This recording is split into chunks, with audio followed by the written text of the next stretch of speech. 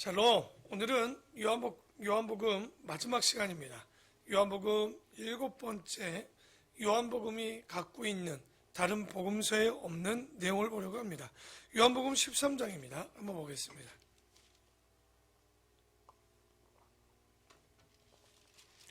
요한복음 13장에 보면 예수님께서 제자의 발을 씻으신 사건이 나옵니다. 왜 발을 씻었을까요? 오늘 3절에 보면 저녁 먹는 중 예수는 아버지께서 모든 것을 자기 손에 맡기신 것과 또 자기가 하나님께로부터 오셨다가 하나님께로 돌아가실 것을 아시고 저녁 잡수시던 자리에서 일어나 겉옷을 벗고 수건을 가져다가 허리에 두르시고 이에 대야에 물을 떠서 제자들의 발을 씻으시고 그 두르신 수건으로 닦기를 시작했다가 나옵니다. 당연히 일반적으로 손님이 집에 오게 되면 그 종이 손님의 발을 씻기는 것이 그들의 관습이고 또 그런 일들을 하는데, 그러면 그 종이 하는 역할을 지금 예수님께서 제자들의 발을 씻기심으로 그 일을 반복하시는데요. 여기 수건하니까 이 헬라어로 엔티온이라는 말인데, 이 엔티온은요, 수건이 우리가 아는 그런 수건이 아니라, 여러분 아마도 요즘은 어떤 프랜차이즈 이런 패밀리 레스토랑 같은 데 가보면 아마 이 앞치마나 이런 걸 입는 직원들을 볼 때가 있습니다. 그 이유가 뭐냐면 그 음식이 떨어지거나 더러운 것들이 묻어도 괜찮게 압수건을 하는데, 아마도 물을 떠놓고 물이 튀니까 그들에게도 엔티온이라는 이 수건은 앞치마처럼 되어 있는데, 더럽기도 하겠죠. 발이 묻은 때물이니까요. 그 발을 시몬 베드로부터 이제 씻기시고 시작하시는데, 6절에 시몬 베드로에게 이르시되 베드로가 이르되 주여 주께서 내 발을 씻으시나이까? 예수께서 대답하여 이르시되 내가 하는 것을 네가 지금 알지 못하나 이 후에는 알리라. 그렇죠. 종들이 하는 이런 일들을 예수님께서 제자들에게 하니까 이게 도대체 이해가 안 갑니다. 그랬더니 베드로가 이르되 내 발을 절대로 씻지 못하시리이다. 예수께서 대답하시되 내가 너를 씻어주지 아니하면 네가 나와 상관이 없느니라 라고 얘기합니다. 그래서 우리가 어떤 이야기를 할 때 절대로란 말도 쉽게 쓰시면 안 됩니다. 왜냐하면 그것이 진짜 꼭 필요하면 모르겠지만 베드로가 항상 뭐라고 그래요? 내가 절대 다른 제자들은 버려도 나는 당신을 부인하지 않겠다고. 절대로. 그러나 닭 울기 전에 3번 이렇게 또 부인했던 사람인데, 그런데 이분이 다른 분들은 예수님께서 발을 씻어주니 굉장히 부끄러웠을 거예요. 그러나 베드로는 굉장히 적극적인 사람입니다. 그러니까 어떤 앞뒤 눈치 보지 않습니다. 하고 싶은 얘기는 꼭 해야 되는 사람인데, 9절에 시몬 베드로가 이르되 주여 내 발뿐 아니라 그렇다면 손과 머리도 씻어 주옵소서. 항상 그냥 하나로 끝나는 게 없어요. 하나 더 갑니다. 이 베드로를 보면 좀 전까지 뭐라고 그랬습니까? 상관없다라고 하더니 이것도 상관없다가 아니라 씻지 않겠다고 하더니 예수님이 그러면 상관없다고 하니까 그냥 발과 모든 걸 다 시켜서 달라고 이런 말들을 하는데, 10절에 예수께서 이르시되 이미 목욕한 자는 발밖에 씻을 필요가 없느니라. 온몸이 깨끗하니라. 너희가 깨끗하다 하나 다는 아니니라 하시니. 어제도 수요예배 때 얘기했죠. 이들의 풍습이나 관습을 알면 이게 충분히 이해가 되는데, 우리나라는 손님이 온다고 발 씻어주는 관습이 없습니다. 풍습이 없어요. 그러니까 우리가 잘 모르는데, 이스라엘에서 내려오는 풍습은요, 잔치집을 갈 때 반드시 목욕을 하고 예복을 입고 갑니다. 그러면 이 잔치집에 가면서 작업복을 입고 간다, 입던 옷을 입고 간다, 그건 누구를 무시하는 것과 같냐면 그 집 주인을, 그 예식을 모독하는 것 같습니다. 그렇기 때문에 잔치집에 갈 때는 꼭 예복과 목욕을 하고 가게 되어 있는데, 문제는 우리나라처럼 요즘 차를 타고 가는 것도 아니고 포장도로가 아닙니다. 그러면 목욕을 하고 아무리 새 옷을 입고 가도 거기 모래길이나 혹은 그 비포장도로를 걷다 보면 어떻게 돼요? 신발이 또 요즘 같은 것도 아니죠. 샌들 같은 식으로 되어 있는 이런 것들을 신고 가면요, 발가락 사이에 먼지가 시커멓게 끼죠. 또 태국물도 있겠죠. 냄새도 나죠. 그러니 목욕을 하고 갔지만, 목욕을 가서 잔치집에서 하진 않지만 뭐를 최소한 씻냐? 발을 씻게 되어 있는 거예요. 그러니까 그 풍습을 인용을 하는데, 그래서 다시 한번 읽죠. 예수께서 이르시되 이미 목욕한 자는 뭐밖에 씻을 필요가 없다고 그럽니다. 발 밖에 씻을 필요가 없느니라. 온몸이 깨끗하니라. 너희가 깨끗하나 다는 아니라고 얘기합니다. 그러면 예수님께서 얘기하시는 것이 지금 보여지는 발을 씻고 보여지는 다른 목욕을 얘기하는 거겠습니까? 아니겠죠. 우리의 육체는 알고 보면 비누로 씻어내면 됩니다. 그러나 우리의 영혼은 비누로 씻을 수 없는 거예요. 아무리 비누가 깨끗하다 할지라도 우리의 죄악을 비누로 씻어낼 수 없는데, 그렇다면 우리의 영혼을 깨끗이 씻을 수 있는 게 뭘까요? 우리가 이미 보았지만 말씀입니다. 말씀이 우리의 마음을 깨끗하게 하는 거죠. 그러니까 본교회 성도들도 마찬가지로 이런 씻어짐이 우리에게 있는가? 그러나 대부분 보면 우리의 마음이 더러워지는 이유를, 근원을 찾아보면 항상 우리를 흐려지고 더럽게 만드는 세 가지의 길이 있죠. 무엇이? 되고 싶고, 갖고 싶고, 하고 싶다. 3대 욕망. 그러니까 이런 것들, 이 욕망을 내려놓지 않으면 우리가 절대적으로 하나님 앞에 깨끗해질 수가 없는 그런 마음인 거죠. 그래서 우리가 주님 앞에 그 혼인잔치에 들어갈 때 어떻게 들어가야 되는가 잘 살펴보면요, 한번 우리가 이미 봤으니까 한번 볼까요? 요한복음 15장 2절입니다. 앞이니까 한번 읽어보겠습니다. 목욕한 자가 지금 어디 가겠습니까? 잔치집에 간다고 그랬죠? 그러면 우리는 어느 잔치에 지금 참여를 할까? 이 제자들은 어린 양의 혼인 잔치를 가고 있는 거예요. 그러면 도대체 어떻게 목욕을 했을까 보니까 2절입니다. 물은 내게 붙어 있어 열매를 맺지 아니하는 가지는 아버지께서 그것을 제거해 버리시고, 무릇 열매를 맺는 가지는 더 열매를 맺지 아니하래요. 그것을 깨끗하게 하시느니라. 너희는 내가 일러준 말로 이미 뭐였다고 합니까? 깨끗해졌다. 그러니까 말씀으로 깨끗해질 수 있다는 거예요. 그러니까 예수님이 3년 동안 말씀을 통해서 제자들의 마음과 몸을 씻어주셨던 거죠. 그러니까 예수님의 말씀으로 목욕을 했던 것, 이런 것들을 진리로 받을 줄 알아야 되는데, 그래서 항상 우리의 영혼을 깨끗게 할 수 있는 건 주님의 진리밖에 없음을 잊지 마십시오. 자, 오늘 마지막 17번째입니다. 요한복음 1장입니다. 1장 43절입니다.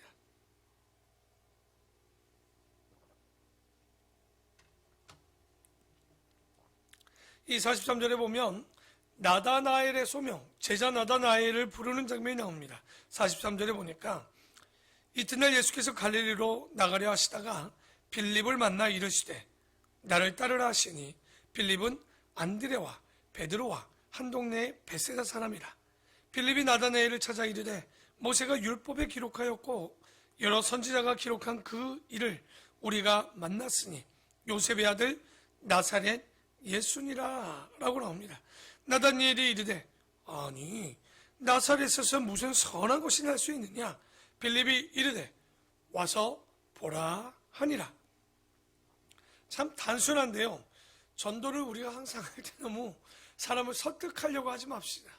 그러니까 우리가 뭔가 어떤 방법 아니요, 최종은 그냥 와보라 하는 거예요. 우리가 뿌리면 누가 하시는 거예요? 주님이 하시는 거예요. 그만큼 와보라고 할 때는 뭐가 있어야 됩니까?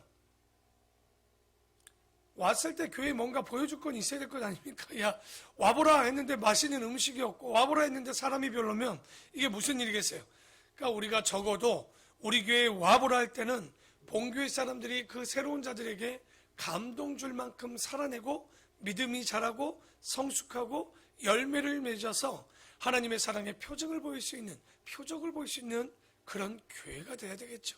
아무리 전도를 잘해도요, 교회가 건강하지 않으면, 목회자가 건강하지 않으면, 우리가 변하지 않고 주님 앞에 나아가지 않으면 복음이 전해지기가 어려운 거예요. 그래서 항상 말 한마디도 품위 있게 그리스도인으로 경박하지 않게 하나님의 말씀을 전할 때마다 그 말씀 안에 주님의 사랑이 전해질 수 있도록 살아내는 거죠. 여기 나다나엘이 그러면 나사렛에서 선한 것이 날 수 없다. 예수님이 나사렛 출신이라는 걸 아는데도 불구하고 그랬을까요? 아니요. 그런 것 아닙니다. 그러니까 지금 나사렛이 잘 알려지지도 않았지만 이 이야기는 뭐냐면 메시아가 출생할 곳이 그 장소가 아니거든요. 그러니까 쉽게 믿지 못하는 거죠. 그러니 나사렛에서 선한 것이 날 수 있겠느냐라고 얘기했던 건데 47절에 예수께서 나다니엘이 자기에게 오는 것을 보시고 그를 가리켜 이르시되 보라 이는 참으로 이스라엘 사람이라 그 속에 간사한 것이 없도다 얘기합니다. 참 나다나엘의 마음속에 보면 간사하거나 욕심이 보이지 않는데 나다나엘이 이르되 선생님 어떻게 나를 아시나이까? 예수께서 대답하여 이르시되 빌립이 너를 부르기 전에 네가 무화과나무 아래에 있는 때 이미 보았다. 그러니까 나다나엘이 큐티를 하고 있었는지 기도를 하고 있었는지 묵상하는지 참 모르겠지만 그 안에 있었던 것을 내가 보았는데 나다나엘이 대답하되 라피여 당신은 하나님의 아들이시오 당신은 이스라엘의 임금이로소이다. 이게 참 생뚱맞게 갑자기 이스라엘의 왕이라고 얘기한 거죠. 그러니까 나다나엘이 비록 가진 것은 많이 없지만 굉장히 말씀을 묵상해서 그런지 모르겠지만 말씀 속에서 그를 바로 알아보는 거예요. 예수님의 말을 듣자마자 알아봤던 거죠.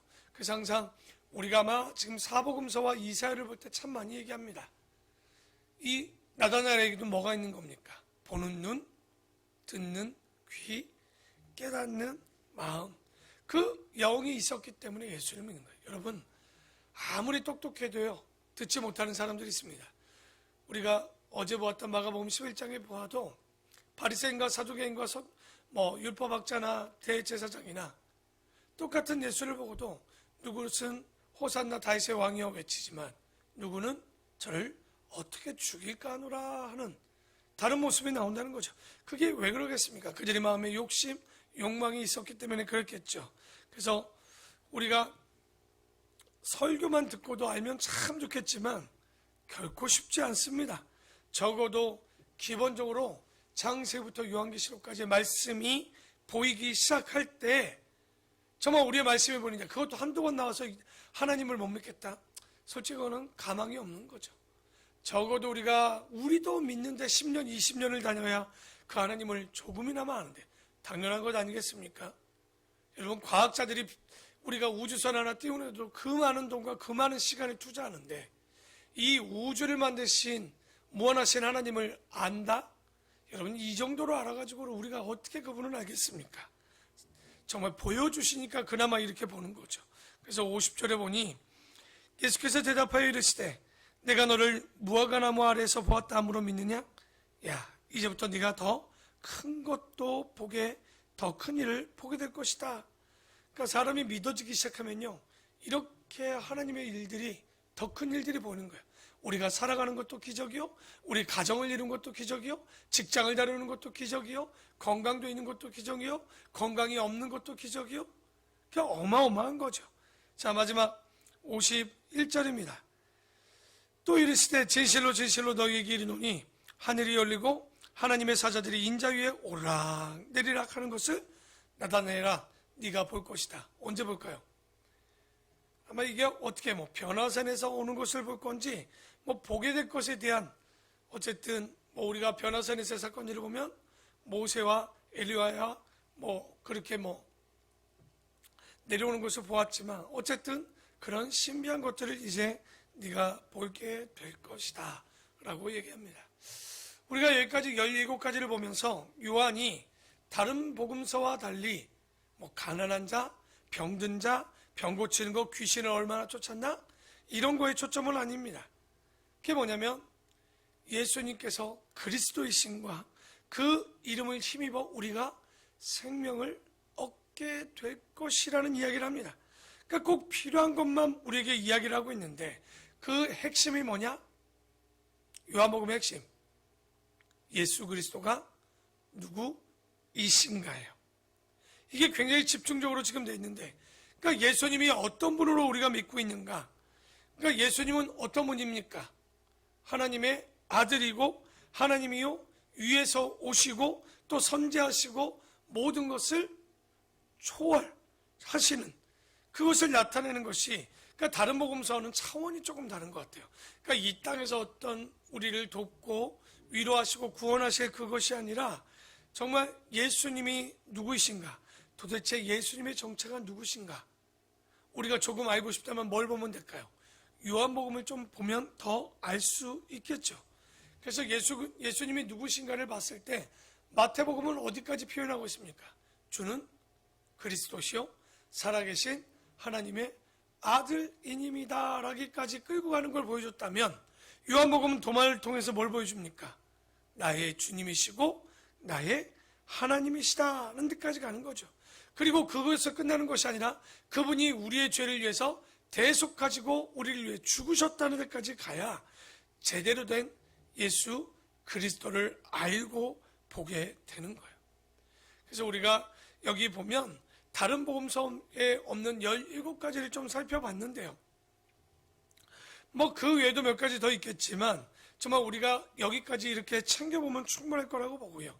그렇기 때문에 우리가 복음서를 볼 때 한 권, 두 권 봤다 되는 게 아니라 적어도 4복음서를 정확히 보고 알아야 우리가 예수님을 어떻게 이해할 수 있느냐. 장님이 코끼리 만지면 얼마나 웃기겠습니까?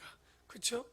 자기가 만진 부분만 이해하듯이 우리가 복음서 하나 가지고 예수 그리스도를 안다? 그건 그럴 수가 없습니다. 우리가 4복음서를 원만하게 근원부터 조화 있게 봐야 되겠죠. 그래서 결론적으로는 초월하신 예수 그리스도, 지금 이 요한이 얘기했던 것, 그분이 도대체 누구이신가 했을 때 바로 도마의 고백처럼 그분은 나의 주님이 되어주셨고 사람이 되어주셨고 우리를 위하여 십자가에 못 박혀 죽으셨고 우리를 위하여 죄 없음을 보이러 다시 사셨고 다시 올 것이며, 바로 그분이 나의 주님이시고 어디까지 가야 된다고요? 나의 하나님이시라는 데까지 가는 이 고백이 다른 사람의 고백이 아니라 바로 우리의 고백이 되어야 될 줄 믿습니다. 오늘의 이 말씀을 듣고 이제 우리가 요한복음을 마무리합니다. 정말 나에게, 여러분에게 도대체 이 주님은 누구실까요? 오늘의 이 질문을 던지고 이 분이 나의 구원자로 아니면 나를 병낫게 하는 분으로 끝나는 것은 아닌가.